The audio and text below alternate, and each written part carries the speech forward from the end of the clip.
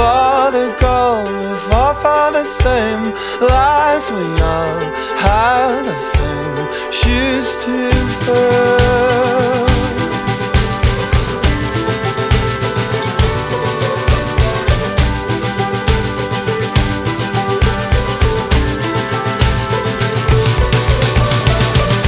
The preachers and books of your empire will Como essa aqui, toda vez que ele fazia uma afirmação, ele tinha que ser capaz de fazer a afirmação, ou fazer uma teoria, de que aquela sua teoria fosse inquestionavelmente validada pelos seus pares, né? Quando Einstein publicou a famosa teoria da relatividade, ele ficou sabendo que havia um grupo de cientistas que estavam escrevendo um livro contra ele. O livro se chamava 100 Cientistas contra Einstein. A resposta do Einstein foi a seguinte: se eu estiver errado, não precisa ser, basta um. Né? Em ciência, essa figura não se cria. Né? Bem, qual é o grande desafio da ciência que nós temos hoje? O que vale a pena ser pesquisado em ciência hoje? Será que nós estamos chegando num momento em que a ciência já esgotou a sua capacidade de descobertas, de proposições? Será que nós estamos no limiar do possível de avançar? Se nós compararmos o final da Idade Média e o que acontecia no final da Idade Média com o que nós temos agora, nós vemos que talvez a gente está passando por um momento de ruptura novamente de paradigma, né? Até há pouco tempo, fazer ciência era nós estudarmos as questões individuais. A ciência que foi criada, a moderna ciência, que teve início no século XVII, ela teve uma capacidade muito grande, que era o equivalente de dissecar um cadáver.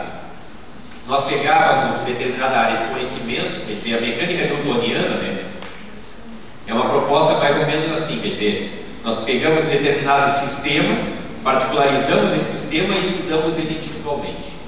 Eu acho que agora nós estamos chegando num momento em que nós temos que pegar as partes que foram separadas e juntar para entender o que acontece no mundo.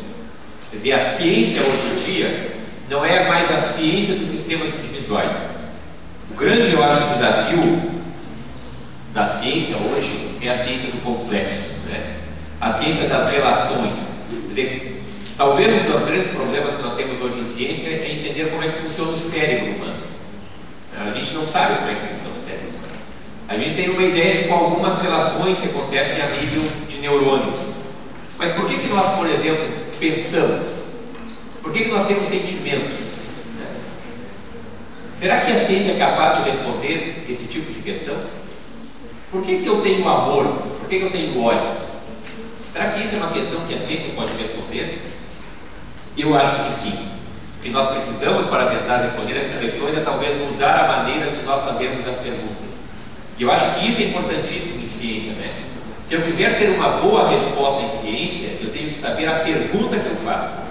Porque em ciência, se eu fizer uma pergunta errada, provavelmente a resposta que eu vou ter não é a resposta que eu espero ter.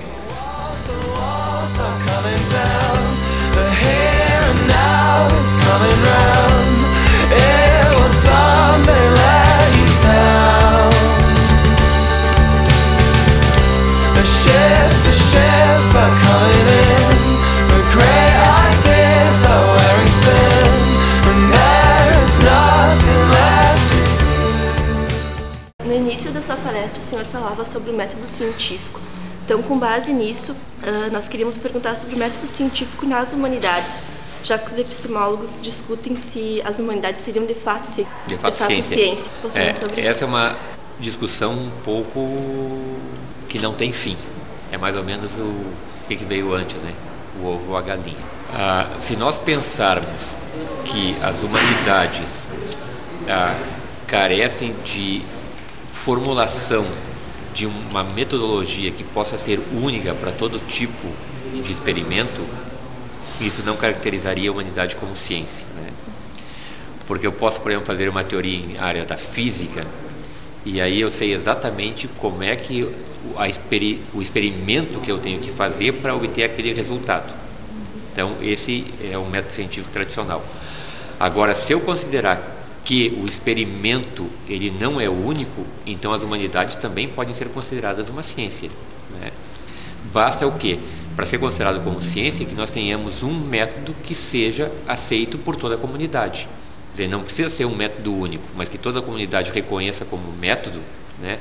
E o que significa método? Significa também uma hipótese para te testar uma hipótese, né? Então, nesse aspecto, as humanidades também constituem uma ciência, né?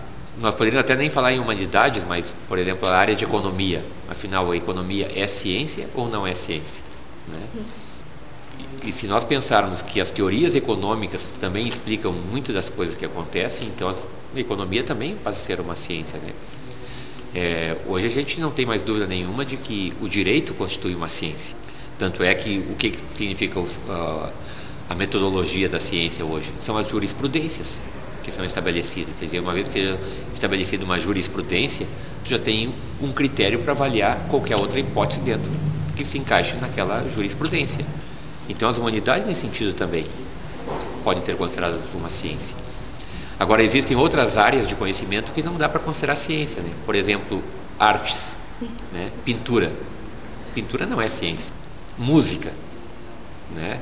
E até acho que essas duas não podem se enquadrar na área de ciências, porque senão vai perder a beleza que tem, né? Tem que ter realmente a liberdade, né? Mas essas áreas de psicologia, seguramente, quer dizer, nós pensarmos os estudos de Freud, por exemplo, né? De entender o comportamento humano, né? Nós hoje entendemos o comportamento humano em cima do quê? E em cima de hipóteses e de experimentos. Então não tem nenhuma dúvida que nesse aspecto a psicologia é uma ciência. A outra pergunta se refere a como o senhor avalia o desenvolvimento dessas humanidades e talvez mais especificamente da psicologia na pesquisa no Brasil ou no Rio Grande do Sul, de uma forma geral. Eu não tenho muita informação sobre isso. As informações são mais genéricas, né? Como o Vanderlei falou, se eu estivesse falando sobre mudanças climáticas, eu me sentiria um pouco mais à vontade para falar agora. Falar sobre psicologia é uma coisa um pouco mais difícil. Mas eu acho que, de uma maneira geral, a psicologia sofre do mesmo pesar que todas as demais ciências sofrem no Brasil, todas as demais áreas de conhecimento sofrem.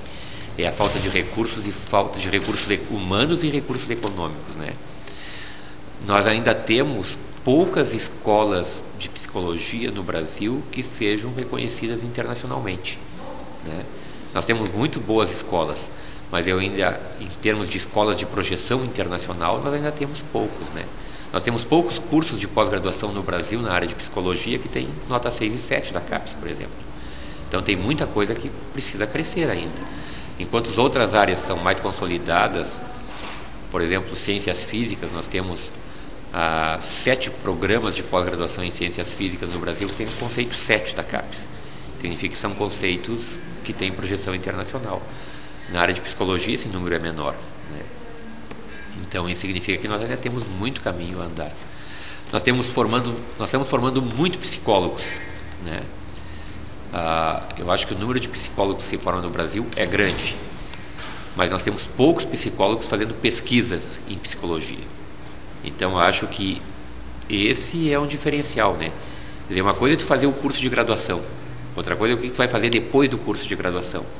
E aí, nesse aspecto, quantos doutores nós temos em psicologia no Brasil hoje? Eu não sei, mas te garanto que é muito menos do que nós necessitamos.